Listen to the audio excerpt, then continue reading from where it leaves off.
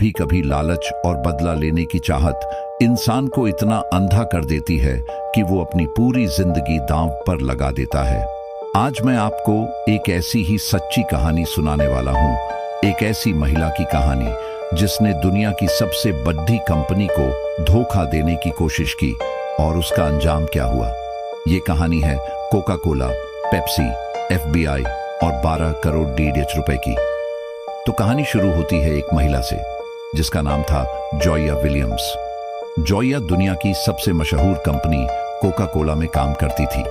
वो भी कोई छोटी मोटी पोस्ट पर नहीं, बल्कि कंपनी की ग्लोबल ब्रांड डायरेक्टर की सेक्रेटरी थी। बाहर से देखने पर हर किसी को लगता था कि उसकी जिंदगी एकदम सेट है। एक बड़ी मल्टीनेशनल कंपनी, अच्छी सैलरी और एक आलीशान दफ्तर। लेकिन अंदर ही अंदर जॉया बहुत घुटन महसूस कर रही थी।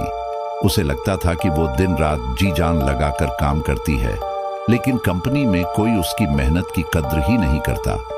लोग उसे बस एक सेक्रेटरी की नजर से देखते थे, कोई भी उसे गंभीरता से नहीं लेता था। उसे ये एहसास कचोटता रहता था कि कोका कोला में उसे वो इज्जत और पहचान कभी नहीं मिलेगी जिसकी वो हकदार है। और फिर एक दिन उसके सब्र का बांध टूट गया। जॉया ने सोचा, अगर ये कंपनी मुझे पहचान नहीं दे सकती तो मैं इस कंपनी को ऐसा सबक सिखाऊंगी कि ये हमेशा याद रखेगी। लेकिन वो सिर्फ नौकरी छोड़ ढाच कर नहीं जाना चाहती थी, वो चाहती थी बदला, और उस बदले के साथ ढेर सारा पैसा। एक दिन जब वो इसी उधेड़-बुन में थी, उसके दिमाग में एक खतरनाक शैतानी आइडिया आया। उसने सोचा, क्यों ना मैं कोका कोला के सबसे बड़े राज चुरा लूं और उन्हें इसकी सबसे बड़ी दुश्मन पेप्सी को बेच दूं।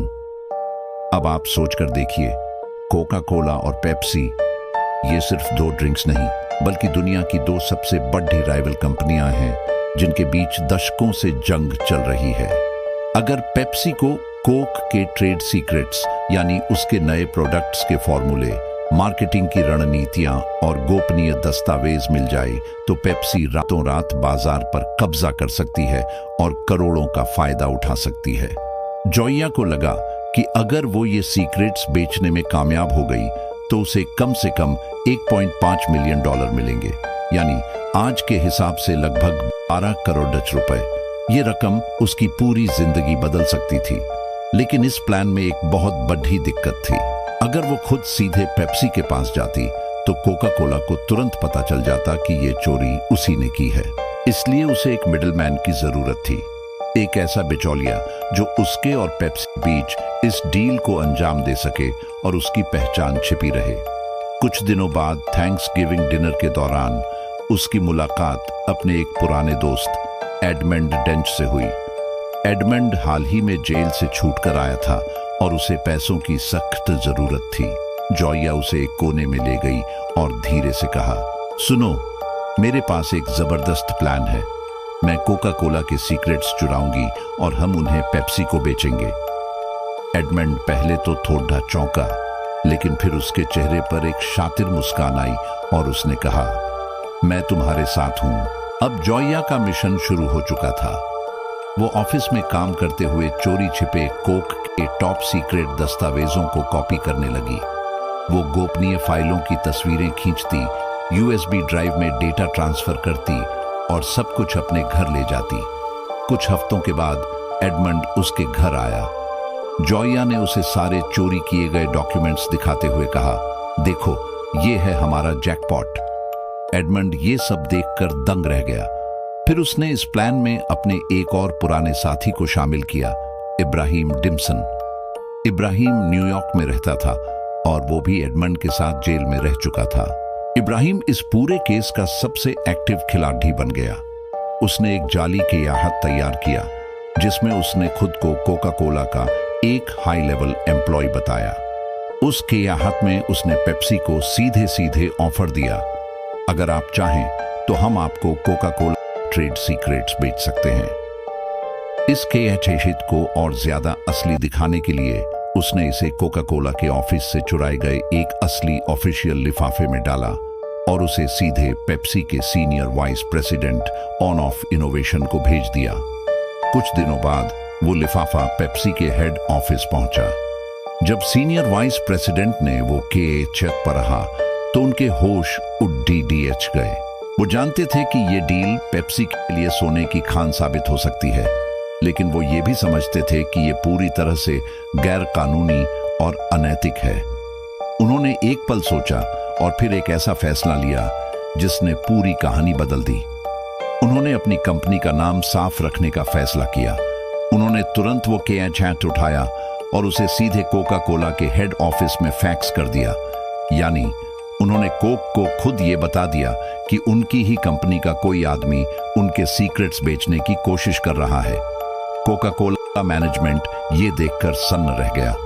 उन्होंने बिना देर किए तुरंत एफबीआई को बुला लिया। अब मामला एफबीआई के हाथ में था और उन्होंने एक बड़ा स्टिंग ऑपरेशन शुरू किया। एक स्पेशल एजेंट को पेप्सी के एक बड़े अधिकारी के तौर पर अंडरकवर भेजा गया। उस एजेंट ने इब्राहिम को फोन किया और कहा, हमें आपके ऑफर में दिलचस्पी है। हम जानना चाहते हैं कि आपके पास क्या है। इब्राहिम, जॉया और एडमंड की तो जैसे लॉटरी लग गई। उन्हें लगा कि उनकी डील पक्की हो गई है और अब वो करोड़पति बनने वाले हैं। इब्राहिम ने अपनी पहली चाल चली। उसने एजेंट को 14 पन्नों के सीक्रेट डॉक्यूमेंट्स भेजे और कहा, यह सिर्फ एक सैंपल है। अगर आपको पूरी डील चाहिए तो हमें $1.5 मिलियन लगेंगे। लेकिन एफबीआई का एजेंट बहुत चालाक था। उसने पैसे भेजने के बजाय इब्राहिम को भरोसे में लेने के लिए उससे लंबी लंबी बातें करना शुरू कर दिया। कुछ हफ्तों बाद इब्राहिम ने एजेंट को एक और बड़ा लालच दिया। उसने कोक का एक ऐसा नया प्रोडक्ट सैंपल देने की पेशकश की जो अभी तक बाजार में लॉन्च भी नहीं हुआ था। वो प्रोडक्ट था कोका कोला ब्लैक के, एक कॉफी फ्लेवर वाला कोक। अब तक एफबीआई जॉया पर भी पूरी नजर रखे हुए थी। कोका कोला के ऑफिस में उसके डेस्क के आसपास खुफिया कैमरे लगा दिए गए थे। उन कैमरों में साफ साफ रिकॉर्ड हो गया कि जॉया ऑफिस से कुछ डॉक्यूमेंट्स और एक ग्लास की बोतल कोक ब्लैक अपने बैग में डाल रही है। अब एफबीआई के पास जॉया के खिलाफ एक ठोस सबूत था। कुछ दिनों बाद इब्राहिम और अंडरकवर एजेंट के बीच अटलांटा एयरपोर्ट पर एक मुलाकात तय हुई। इब्राहिम वहां एक बैग लेकर पहुंचा जिसमें कोक के सीक्रेट डॉक्यूमेंट्स और वो कीमती बोतल थी। अंडरकवर एजेंट ने उसे गर्ल स्काउट कुकीज का एक डिब्बा दिया। इब्राहिम ने डिब्बा खोला, लेकिन उसके अंदर कुकीज नहीं बल्कि 30,000 कैश भरे हुए थे। इब्राहिम खुशी से झूम उठा और उसने तुरंत एडमंड को फोन करके बताया, डील हो गई।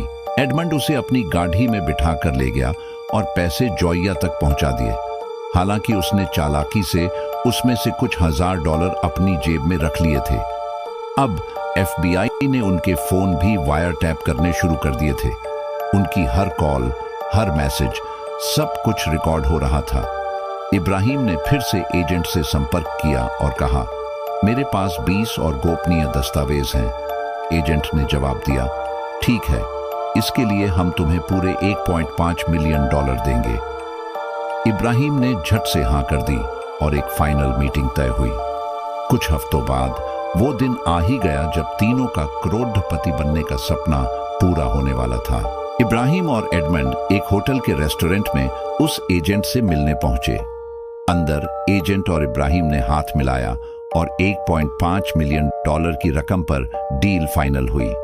इब्राहिम पैसे लेने के लिए बाहर अपनी कार की तरफ बढ़ा, लेकिन तभी चारों तरफ से आवाज आई, एफबीआई फ्रीज। एफबीआई एजेंट्स ने उन्हें घेर लिया। इब्राहिम गिरफ्तार हुआ, एडमंड गिरफ्तार हुआ और कुछ ही देर बाद जॉया भी अपने घर से पकड़ DDDH ली गई। जब केस अदालत में पहुंचा तो एफबीआई ने सारे सबूत पेश किए। ऑफिस की वीडियो फुटेज, फोन की रिकॉर्डिंग्स, चोरी किए गए सैंपल्स और सारे ईमेल। जूरी के सामने पूरा मामला शीशे की तरह साफ था। आखिरकार तीनों को व्यावसायिक गोपनीयता की चोरी की साजिश रचने के जुर्म में दोषी ठहराया गया। जॉया विलियम्स को 8 साल की जेल हुई, इब्राहिम डिम्सन को 5 साल की जेल और एडमंड डेंच को कोई जेल नहीं हुई क्योंकि उसने अपने दोनों साथियों के खिलाफ गवाही दे दी थी। तो इस कहानी से हमें क्या सीख मिलती है? जॉया के पास एक अच्छी नौकरी थी, लेकिन उसने लालच और घमंड में आकर अपनी पूरी जिंदगी बर्बाद कर दी। वो अपनी कीमत पहचानने के बजाय बदला लेने निकली और खुद ही जाल में फंस गई। वहीं दूसरी तरफ पेप्सी ने ईमानदारी दिखाई और चोरी के सीक्रेट्स खरीदने से साफ मना कर दिया। अगर पेप्सी उस वक्त लालच में आ जाती तो शायद ये दुनिया का सबसे बड़ा कॉरपोरेट स्कैंडल बन जाता। इस पूरी घटना ने अमेरिका में एक बड़ा संदेश दिया, कॉरपोरेट जासूसी चाहे कितनी भी चालाकी से क्यों न की जाए, कानून के लंबे हाथों से कोई नहीं बच सकता। जॉया ने सोचा था कि वो करोड़पति बनेगी, लेकिन आखिर में वो सलाखों के पीछे पहुंच गई। और सबसे मजेदार बात जानते हैं क्या है? वो secret drink Coca Cola Blackie, जिसे चुराने के लिए उसने इतना बड़ा रिस्क लिया। जब कोक ने उसे बाद में लॉन्च किया तो वो मार्केट में बुरी तरह फ्लॉप हो गई। तो एक तरह से जॉया ने अपनी पूरी जिंदगी एक असफल ड्रिंक के लिए बर्बाद कर दी।